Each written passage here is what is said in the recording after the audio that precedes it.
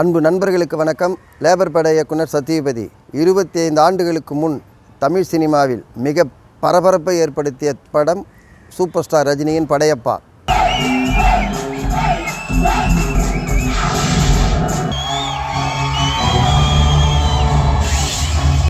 அரசியலும் குடும்பமும் காதலும் மண் வாசனையும் கூட இந்த படம் மிக அழகாக பேசியிருக்கக்கூடிய படம். KS ரவிக்குமாரின் கதை திரைக்கதை வசனம் இயக்கத்தில் AR ரகுமான் இசையில் வைரமுத்துவின் பாடல்களில் இந்த திரைப்படம் 25 வருஷத்துக்கு முன்னாடி நான் யூத்தாக இருக்கும்போது பார்த்த படம்.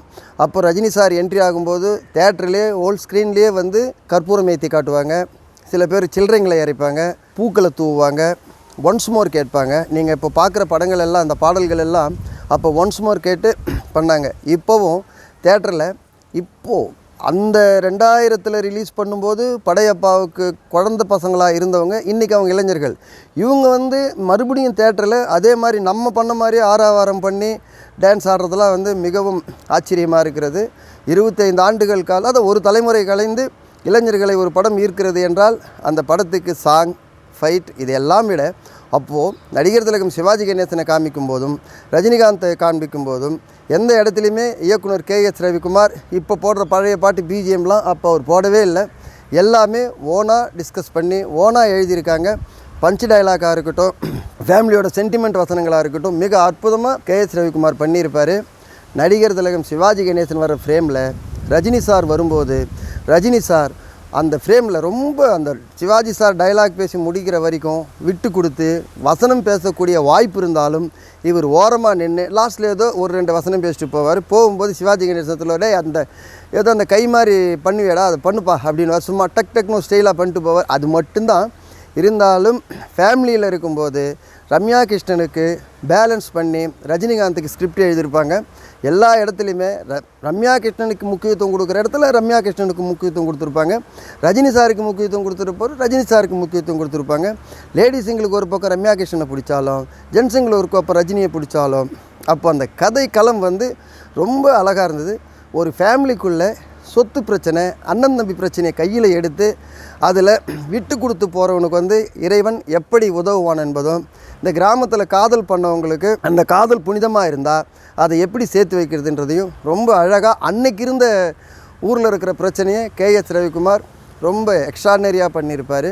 சௌந்தர்யா சுற்றி வந்தீங்க சாங்கில் பார்க்கும்போது ரஜினிகாந்த் ஒரு கையில் சும்மா ஒரு டக்குன்னு ஒரு விஷயம் பண்ணியிருப்பார்.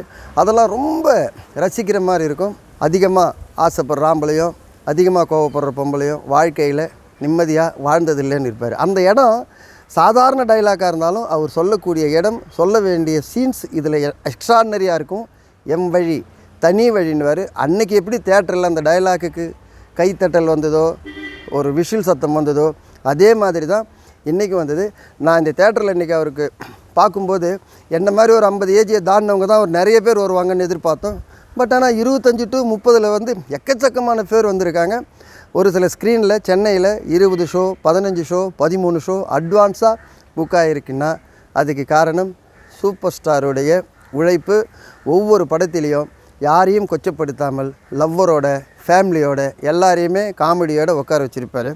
இந்த படத்தில் ஆர்டிஸ்ட் பட்டாளம்னு பார்த்தீங்கன்னா சிவாஜி சார், ரஜினி சார், செந்தில், ரமேஷ் கண்ணா, பிரகாஷ் ராஜ், மணிவண்ணன், நாசர், ராதா ரவி, சௌந்தர்யா, ரம்யா கிருஷ்ணன், லட்சுமி, வடிவுக்கரசி, விஜயகுமார் பொண்ணு, இவங்க எல்லாருமே ஒரு இடத்துலையும் அழகாக பண்ணியிருப்பாங்க. அதே சமயம் ரஜினி சாரும் அப்பாஸ், அப்போ ஒரு அப்பாஸ் ஃபுல் ஹீரோ, அப்போது அவரும் ஒரு கேரக்டரில் கௌரவமாக லவ்வராக காட்டியிருப்பாங்க. பப்ளி பாய் மாதிரி ரொம்ப அழகாக பண்ணியிருப்பாங்க. மொத்தத்தில் இந்த படம் காதல், குடும்பம், இந்த கோபம், உக்கிரம், வைராகியம், விரோதம், குரோதம் மனசில் பொண்ணுங்களுக்கு இருக்கக்கூடாது. அப்படி இருந்ததுன்னா திமிராக இருக்கிற எல்லாருமே வாழ்க்கையில் எதையும் சாதிக்க முடியாதுன்றதை மிக அழகாக சொன்ன படம் படையப்பா. அப்போ படையப்பாவுக்கு இருந்த கூட்டமே இப்போவுமே அந்த கூட்டம் பெரும் படையப்பாவாக தான் வந்திருக்கு. இந்த படத்தை பார்க்குறதுக்கு நீங்கள் ஸ்க்ரீனில் பார்க்கும்போது ரொம்ப அழகாக அதே மாதிரி பண்ணியிருக்காங்க. சுற்றி வந்தீங்கன்ற பாட்டில் ஒரு வரி எழுதியிருப்பார். வாயோடு வாய் வைக்க வக்கீலு வைக்காதீங்க அப்படின்னு இருப்பார். அதெல்லாம் வித்தியாசமான கவிதை. அப்போது ரசிக்கக்கூடிய இடங்கள் அது. அதுக்கேற்ற மாதிரி அந்த காட்சி மொழியும் சரி, இயக்குனருடைய அந்த பர்ஃபார்மன்ஸ், டான்ஸ் மாஸ்டருடைய பர்ஃபார்மன்ஸ், ஃபஸ்ட்டு சாங்லேயே வந்து என் பேர் படையப்பான்னு இருக்கும். அந்த சாங்கில் பார்த்திங்கன்னா ஒரு 200-150 பேர் குரூப் டான்ஸர் ஆடி இருப்பாங்க. அத்தனை பேரும் ரஜினி சார் வைக்கிற ஸ்டெப்ஸு கரெக்டாக வச்சுருப்பாங்க. ரஜினி சார் கரெக்டாக திரும்பி பார்க்காம இந்த மியூசிக் ஏற்ற மாதிரி அந்த 200 பேருமே கரெக்டாக ஸ்டெப்ஸ் வச்சு அதை டைட் ஷாட்டு அழகாக பண்ணியிருப்பாங்க டான்ஸ் மாஸ்டர். அந்த மாதிரிலாம் இப்போ பார்க்குறது கஷ்டம். 2-3 தடவை வரலன்னா ஹீரோவுக்கு வந்து ஒயிட் போயிடுவாங்க, டாப் ஆங்கிள் போயிடுவாங்க. அதெல்லாம் பண்ணாமல் அவ்வளோ அழகாக அவ்வளோ நேர்த்தியாக ஃபைட்டாக இருக்கட்டும், லுக்கு எல்லாமே ரைட் பண்ணி சோப்பாவில் விழுறது அடிக்கிறது எல்லாமே மெனக்கடலாக எடுத்திருக்காங்க. இந்த படம் உண்மையாலுமே ரஜினி சாருக்கு பிரேக்குன்னு சொல்கிறத விட கேஎஸ் ரவிக்குமார் இவ்வளோ பெரிய ஆர்டிஸ்ட்டை வச்சு அவ்வளோ அழகாக 3 மணி நேரம் போர் அடிக்காமல் வச்சுருக்கிறேன். பட் தமிழ் சினிமாவின் என்றைக்குமே ஜாம்பாவான் இயக்குனர்கள் தான். ஒரு 4-5 பேரை வச்சுக்கின்னு நடிக்க இயக்குனர் இயக்கிறதுக்கே இன்றைக்கி பெரிய கஷ்டமாக இருக்குது. கேரவன் வேணுன்னுவாங்க, அது வேணுன்னுவாங்க, பல மேக்கப் டெஸ்ட் எடுக்கணும், ஆர்டிஸ்ட்டு அவங்க இவங்கன்னு கஷ்டப்படுற நேரத்தில் இவ்வளோ பெரிய ஆர்டிஸ்ட்டு நான் சொன்ன அத்தனை நடிகர்களும் 2000 பயங்கர பிஸி. மணிவண்ணன் சார் இதுக்குள்ளே என்ட்ரி ஆக்கி நடிக்க வச்சுருப்பாங்க. மணிவண்ணன் பேசுகிற டயலாக்லாம் சும்மா அப்படி தட்டி விட்டுட்டு பேசுகிற மாதிரி இருக்கும். அதே சமயம் எல்லா கேரக்டர்கிட்டையும் ரஜினி சார் பேசுகிற டைலாக்கும் சரி, அவங்க எல்லாருக்கும் பண்ணுற லுக்கும் சரி ரசித்து அழகாக எடுத்திருப்பாங்க. தேட்டரில் இந்த படத்தை பாருங்கள். ஏன்னா 25 வருஷமாக ஒரு 100-200 தடவை தொலைக்காட்சியில் இந்த படங்கள் ஒளிபரப்பு இருந்தாலும் தேட்டரில் பார்க்கும்போது அதே விஷில் எஃபெக்ட்ஸோட ஒரு ஜனரஞ்சகமான எல்லாரும் ஃபேமிலியாக உட்காந்து பார்க்கக்கூடிய படத்தை கேஎஸ் ரவிக்குமார் இயக்கியிருப்பார். இப்போ ட்ரோன் ஷாட் எடுப்போம், அந்த ஷாட்டை வந்து அப்பயே எடுத்திருப்பாங்க. ஒரு 200-300 டிராக்டரில் விவசாயிகள் வர்ற மாதிரி ஒரு என்ட்ரி கொடுத்துருப்பார் கிளைமேக்ஸில். அப்பயே சாதாரண கேமரா வச்சுட்டு ட்ரோன் ஷாட் மாதிரி யூஸ் பண்ணி எடுத்திருப்பாங்க. அதெல்லாம் வந்து ரொம்ப அற்புதமாக இருக்கும். எது இப்போ இங்கே வந்து சினிமா டெக்னிக்கலாக சாதிக்கிறோமோ அதை எல்லாமே இயக்குனர்கள் 20 வருஷத்துக்கு முன்னாடி சாதிச்சிட்டாங்க. அதையே தான் நம்ம திருப்பி வேறு மாதிரியாக பண்ணிகிட்ருக்கோம். இந்த படத்தோட பாடல் வரிகள் எக்ஸ்ட்ரானரியாக இருக்கும். அதே மாதிரி கிரைனைட் கல்லில் அந்த ஒரு விஷயம் நடந்து ரஜினி சார் கையெழுத்த போகும்போது சிவாஜி சார் ஃபோட்டோ விழும். அந்த இடம்லாம் துல்லியமாக இருக்கும். உண்மையாலுமே ரஜினியை ரசித்து கேஎஸ் ரவிக்குமார் இயக்கியிருப்பார். ஒவ்வொரு ஸ்டைலும் ஒவ்வொரு அசைவும் ரஜினி சார் இன்னும் சின்ன பையன் மாதிரியே பண்ணியிருப்பார். அதெல்லாம் வந்து ரொம்ப நல்லாவே இருக்கும், டீசெண்டாக இருக்கும். ரம்யா கிருஷ்ணன் கிட்ட பேசுகிற வசனமாக இருக்கட்டும், சௌந்தர்யா கிட்ட பேசுகிற வசனமாக இருக்கட்டும், சிவாஜி சாரும் ரஜினி சாரும் மிங்கிள் பண்ணி பேசுகிற வசனமாக இருக்கட்டும், ரொம்ப எக்ஸ்ட்ரானியாக இருக்கும்.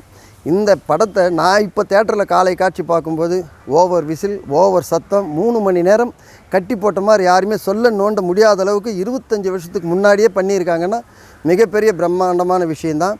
சூப்பர் ஸ்டார் மீண்டும் பட்டையை கிளப்பும் படம் தான் படையப்பா. எப்போதுமே அவர் பெரும் படையப்பா, அவர் பின்னால் இருக்கிற கூட்டம். நன்றி, வணக்கம்.